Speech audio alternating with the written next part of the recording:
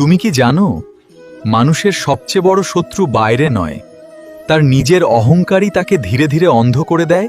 যখন মানুষের ভিতরে অহংকার জন্মায়, তখন সে নিজেকে সবার থেকে বড় ভাবতে শুরু করে এবং অন্যদের ছোট করে দেখতে থাকে।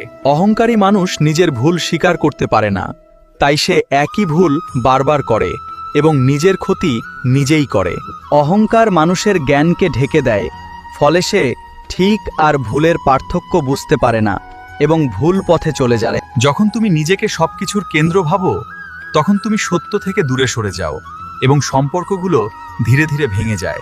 আর নিজের ভিতরের অহংকারকে নিয়ন্ত্রণ করো, কারণ বিনয় মানুষকে সত্যিকার বড় করে তোলে এবং মানুষের সম্মান এনে দেয়। যে মানুষ নিজের ভুল বুঝতে পারে এবং তা স্বীকার করে, সে দ্রুত শেখে এবং জীবনে এগিয়ে যাওয়ার শক্তি অর্জন করে। মনে রেখো, অহংকার তোমাকে সাময়িক শক্তি দেয়, কিন্তু বিনয়ই তোমাকে স্থায়ী সম্মান এবং সত্যিকার শান্তি এনে দেয়। চ্যানেলের ভিডিও যদি ভালো লেগে থাকে, তবে লাইক এবং সাবস্ক্রাইব করুন। আমার সাথে সবাই বলুন, রাধে রাধে।